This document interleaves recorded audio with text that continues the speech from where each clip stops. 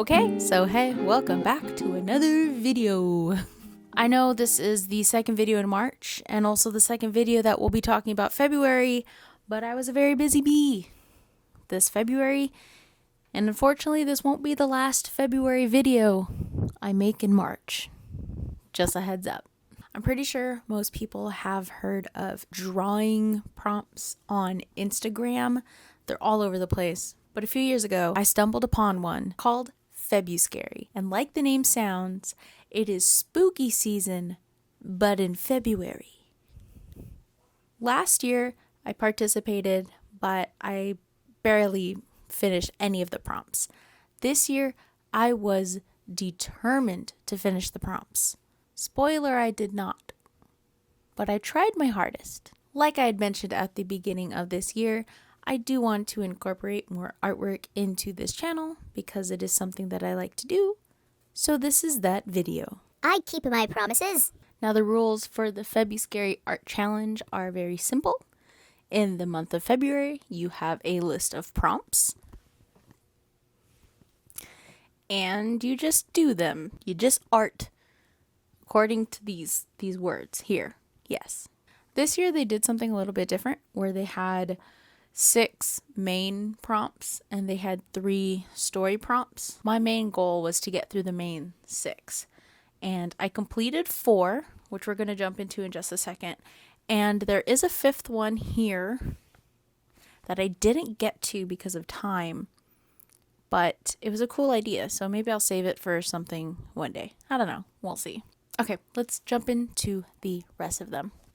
When I read the concept candy hearts, I immediately thought of the conversational hearts from your Valentine's candy, and I knew most people were probably going to do that, or like a box of chocolates.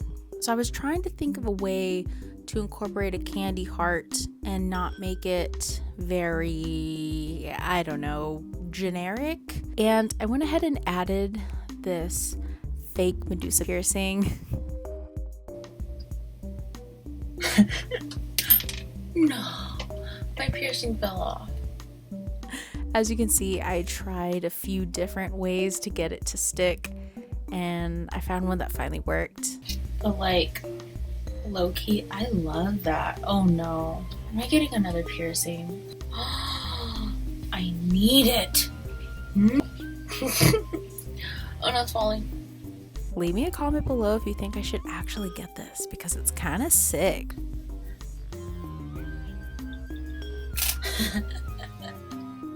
Okay, I'm gonna switch back to this camera now. Now I have to edit it. I really wanted to do some photo manipulation this year, as I've kind of found out that it's really fun and something I would like to get better at. So I took a picture of myself and then I edited it. And for this one, I really drew inspiration from that like typical acid LSD photo that you see a lot where the girl's like sticking out her tongue and she's got like a little tab on it. Yes, that was my inspiration. I had added the chocolate on my tongue just to be kind of like a placeholder, and so I could see how the light was hitting it, so I could copy the shadows and the highlights. I also wanted to try my hand at editing a photo as if it were going to be like a magazine cover or whatever. Not saying that I belong on a magazine cover, but I wanted to try. So I fixed up my skin, straightened out my teeth. I really didn't have to whiten them that much, so I was happy about that. Fixed lipstick or any tiny little mistakes I've seen. Overall, I give this one 8.5 out of 10 candy hearts, okay? I think it looks pretty sick. I am impressed with it, and that's all I'm gonna say. Moving on.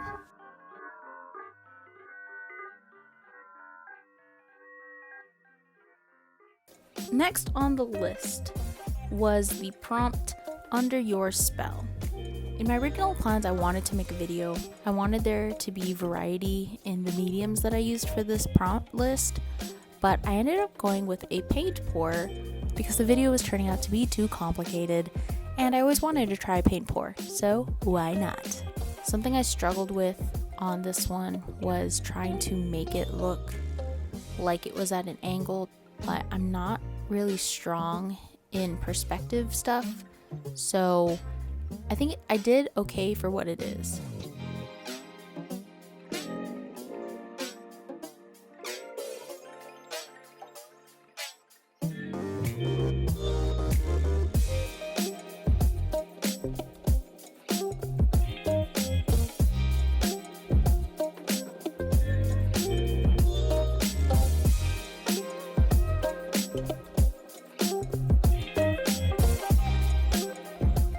Going back and doing a second pour a few days later after it dried, because the lack of the white really looked funny since I was trying to make it look like an eyeball. I really just wanted it to look trippy, but I still wanted it to read as an eyeball. Really close up, it's not super readable that it's an eyeball, so it's kind of like a Monet. The farther it is, the more it is obvious that it is an eyeball. I give this one a 7 out of 10 eyelashes for effort. I was really excited for the prompt Necronomicon of Love. I immediately had an idea of a gorgeous leather-bound book, but make it girly and creepy and kawaii. Something I had seen in a video a long time ago was sketching in 2D and then rotating and manipulating your image so that it gives it kind of like a perspective-y sort of art look. I was struggling on trying to make things look like it was coming up off the book. I don't draw too often because I get really disappointed about how it doesn't look how it looks in my head. So the fact that this one turned out fairly close to what I was imagining was really cool. And I'm super pleased with it. 10 out of 10, okay? I would totally own this. I don't know what would be inside of it, but I'm willing to take that risk.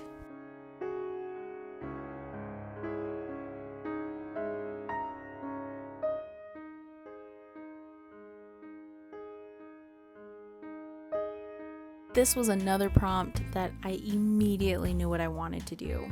All of the Hallmark movies have like the same movie poster. It's a guy and a girl and they're posing and there's like a scene on the bottom and a title and whatnot. And that's what I wanted to do.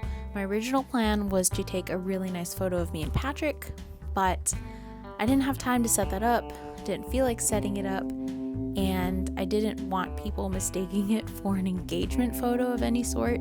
So I just found this happy couple on a site called Pixabay. If you've never heard of Pixabay, it is an online resource full of stock images that you can use without crediting the author, and you can manipulate and do whatever you want with them, and you don't have to pay anyone.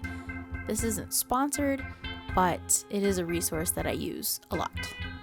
It is a little limited what's on there, but it's worked so far. I'm not really sure what this movie would be about, but something tells me that she kills him. So, is it a horror movie? Is it a romantic movie? You tell me. I give this one an 8 out of 10. There are things that I would change, but I was a little limited with the stock options that I had. But still, pretty cool.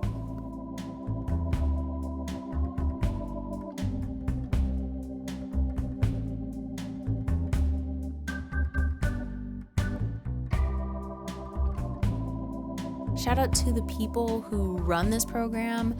Thank you for having it again this year. If you want to check out the prompt list from the previous years and see some entries, they do post some of their favorite entries on their page, and you can find their information in the description box. And I am looking forward to it next year. This was a great way to, really jump into something, even though I've kind of been having like an art block, especially with the lack of time to do anything. So it was nice to have a list of prompts to feed off of.